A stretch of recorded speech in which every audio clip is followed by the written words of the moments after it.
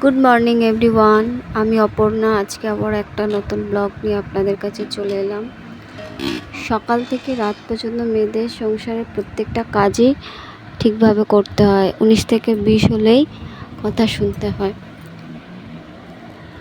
সকাল থেকে শুরু হয়ে গেল কাজের জার্নি।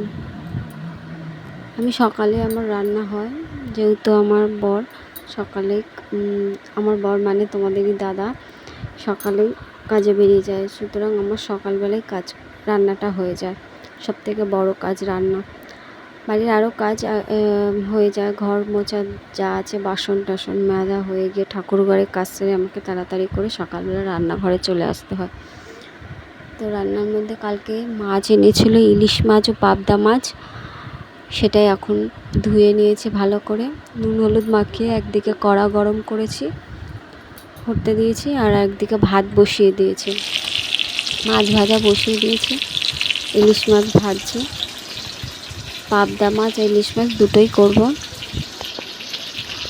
পাবদা মাছটা বেগুন দিয়ে করেছি, আর ইলিশ মাছটা সর্ষে করেছি। রান্না কমপ্লিট হয়ে গেছে। টিফিনের বক্স গুছিয়ে দিচ্ছি, যেহেতু ও খেয়ে যায় এবং নিয়েও যায়। দুপুরে খাবারটা সে অফিসেই খায়। পাবদা মাছ বেগুন দিয়ে, আলু টমেটো দিয়ে করেছি, সেটা দিয়ে দিলাম দুপুরে খাবারে। এটা সব জায়গাতে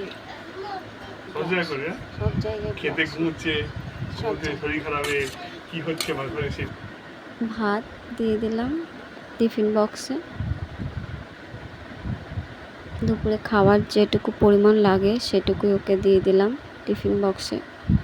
ভাত একটু গুছিয়ে গাছিয়ে দিয়ে দিলাম।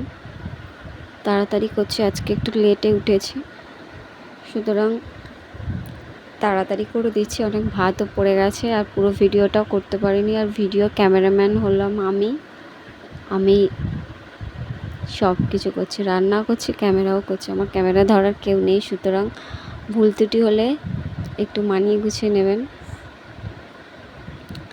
ভালো লাগলে প্লিজ কমেন্ট, লাইক আর শেয়ার করবেন। এটাতে সর্ষে ইলিশ দিয়ে দিলাম।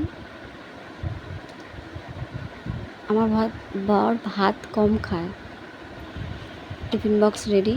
সবাই ভালো থাকবেন, সুস্থ থাকবেন।